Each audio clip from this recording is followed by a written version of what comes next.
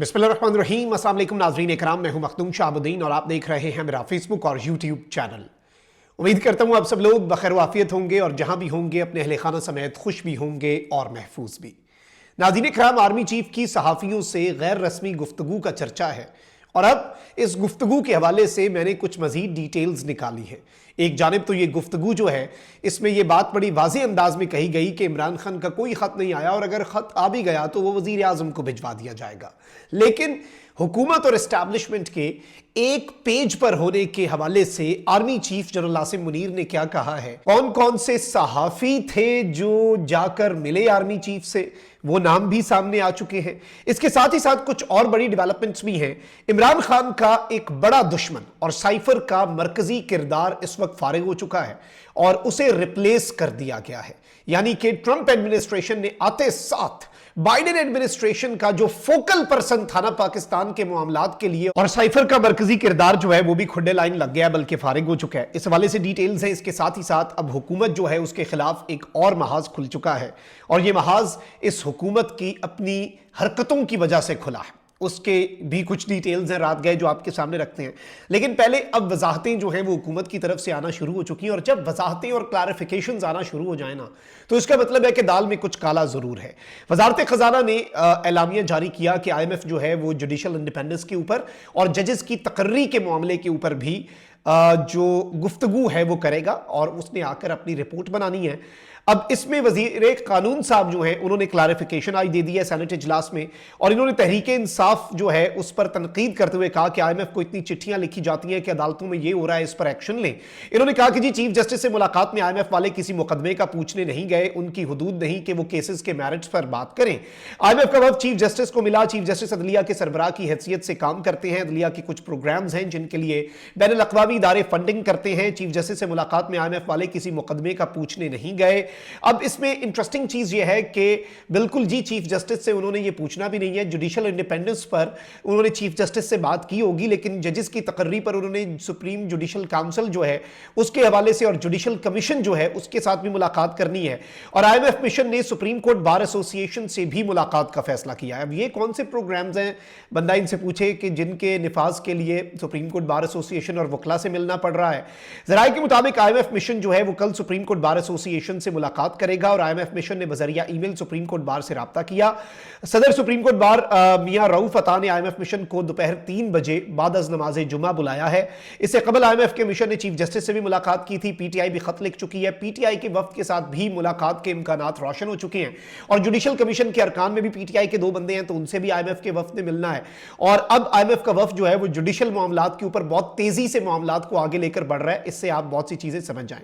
अच्छा, अब इस सबके अंदर एक और बड़ी अहम चीज हुई है कि पीका एक्ट जो है उसके खिलाफ एक सेमिनार हुआ है और पीका एक्ट के खिलाफ सेमिनार में मौलाना फजल रहमान जो है उन्होंने भी शिरकत की और उन्होंने कहा कि मैं पीका एक्ट के खिलाफ अलल ऐलान सहाफियों की तायद करता हूं। ताकत मुर्दाबाद, ताकत मुर्दाबाद, ताकत मुर्दाबाद। हमने ताकत से मरगूब नहीं होना। इसके साथ साथ हामिद मीर साहब ने यह बड़ी इंपॉर्टेंट स्टेटमेंट दी कि जी इस वक्त पाकिस्तान के अंदर मार्शल लॉ है, इस वक्त मुल्क के अंदर मार्शल लॉ का निफाज है और यह मार्शल लॉ की हुकूमत है जो इस वक्त पाकिस्तान के अंदर काम कर रही है और इस तरह के इकदाम हर आमिर, हर जाबिर, हर जालिम जो है वो आकर करता है। ये पीका एक्ट भी उसी की एक कंटिन्यूएशन है। मैं आपको पहले भी बता चुका हूं कि जुमे के बाद एक एहतजाज है, भूख हड़ताली कैंप भी है इस्लामाबाद के अंदर और एहतजाज के अंदर जो इंटरनेशनल यूनियन ऑफ जर्नलिस्ट हैं उसकी प्रेसिडेंट जो है वो भी पाकिस्तान पहुंच चुकी हैं। वो भी अपीयरेंस देंगी सहाफियों के धरने में और लास्ट जो सहाफियों ने धरना दिया था उसमें पुलिस ने पकड़ धकड़ भी की, फस्तायत भी की, क्योंकि पुलिस को अब एक ही काम आता है, आपका मेरा तहफ्फुज़ तो ये कर नहीं सकते, इस काबिल रहे ही नहीं। इन्हें फस्तायत आती है, पकड़ धकड़ आती है, पीसफुल प्रोटेस्टर्स जो हैं उनके ऊपर ताकत का बेदरीग इस्तेमाल आता है। इसके अलावा पुलिस किसी जोगी नहीं रही और वैसे भी बाकी भी हमारी ब्यूरोक्रेसी और इंस्टीट्यूशंस का यही हाल कर दिया गया है। तो देखते हैं क्या मामला बनता है।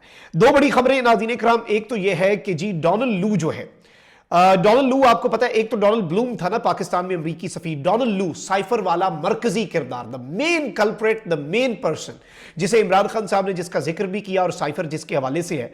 तो अब डोनाल्ड लू की जगह भारतीय निषाद अमरीकी शहरी एस पाल कपूर जो हैं उन्हें assistant secretary south and central Asia लगा दिया गया है। यानी कि सेक्रेटरी ऑफ स्टेट जो वजीर खारजा होता है उसके नीचे फिर असिस्टेंट सेक्रेटरी ऑफ स्टेट्स होते हैं मुख्तलिफ एरियाज के लिए, और साउथ एशिया और सेंट्रल एशिया जो है इनके लिए बेसिकली इन्हें लगा दिया गया है। पॉल कपूर पाकिस्तान के बारे में कई किताबों के मुसन्निफ भी हैं, यानी he is an expert of Pakistan affairs as well, और यूएस नेवल कॉलेज और स्टैनफोर्ड जो है उसके ये प्रोफेसर भी हैं।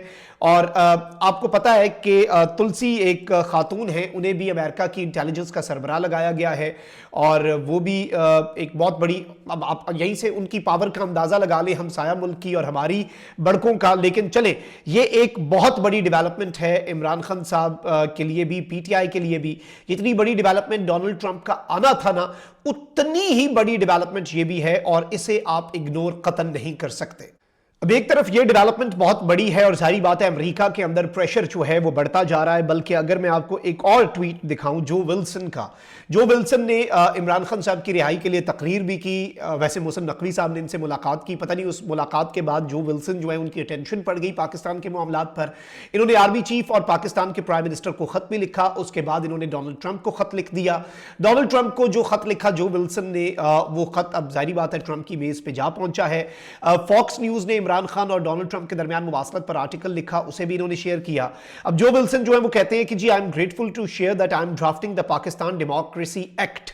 मैं एक एक्ट जो है वो ड्राफ्ट कर रहा हूं पाकिस्तान डेमोक्रेसी एक्ट के नाम से, to ban from the United States. America में उन्हें बैन करने के लिए those in the Pakistan military government responsible for the wrongful prosecution and imprisonment of Imran Khan, thank you. यानी कि पाकिस्तान की मिलिट्री के वो लोग जो इमरान खान की इम्प्रिजनमेंट और प्रोसिक्यूशन जो है, जो कि गलत है, उसमें इन्वॉल्व है पाकिस्तान की मिलिट्री के लोग, उन्हें बैन करने के लिए अमेरिका में एक एक्ट जो है उसको ड्राफ्ट कर रहा हूं, जो कि बहुत जल्द वहां पर पेश कर दिया जाएगा। ड्राफ्ट होने के बाद अब आई थिंक कि ये भी एक बहुत बहुत बहुत बड़ी डेवलपमेंट है और अलार्मिंग डेवलपमेंट भी है। किसी तरह से भी आप अंदाजा नहीं कर सकते कि ये कितनी अजीब सी चीज है।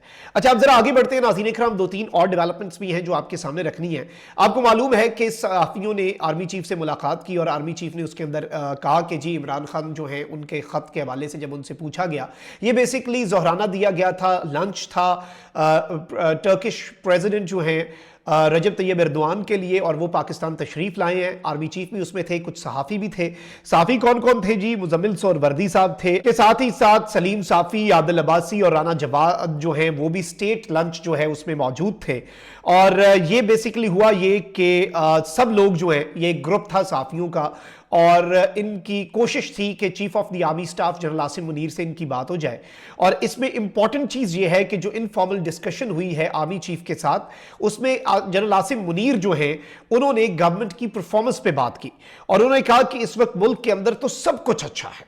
Won't you agree that everything is fine? Army chief ने सहाफियों से काउंटर क्वेश्चन किया कि एवरीथिंग इज गुड, हर चीज बहुत अच्छी है, मुल्क के अंदर सब अच्छा है। क्या आप डिसएग्री करते हैं मेरी बात से कि मुल्क में कुछ बुरा हो रहा है? Pakistan is progressing every day, Pakistan हर रोज जो है वो आगे को प्रोग्रेस कर रहा है, and it's on the path of development, और ये तरक्की की राह पर गामजन है। और जनरल आसिम मुनीर के वाले से जो जर्नलिस्ट मिले हैं मुजम्मिल सोहरावर्दी, उन्होंने डिस्क्लोज किया है कि general Asim Munir is happy with Shehbaz Sharif, और शहबाज शरीफ साहब की जो परफॉर्मेंस है उससे जनरल साहब जो हैं वो बहुत ज्यादा खुश हैं। और जनरल साहब जो हैं उन्होंने ये बात वाजे कर दी है, यानी कि इनडायरेक्टली ये कहना चाह रहे हैं कि वन पेज सलामत है। Army chief general Asim Munir ने अपना वजन जो है वो इस गवर्नमेंट की परफॉर्मेंस वाले पलड़े के अंदर डाला है, और ये गवर्नमेंट जो है इससे ये चीज अखज की जा रही है कि कहीं नहीं जाएगी। और शहबाज शरीफ साहब के लिए all is well and all is good for Shehbaz government. इससे शायद यही इसमें से तर्जुमे अखज किए जा रहे हैं। लेकिन यह एक अहम तरीन डेवलपमेंट थी जो आपके सामने रखना जरूरी थी। लेकिन इस गवर्नमेंट के लिए मुश्किलात में इजाफा लगातार होता जा रहा है।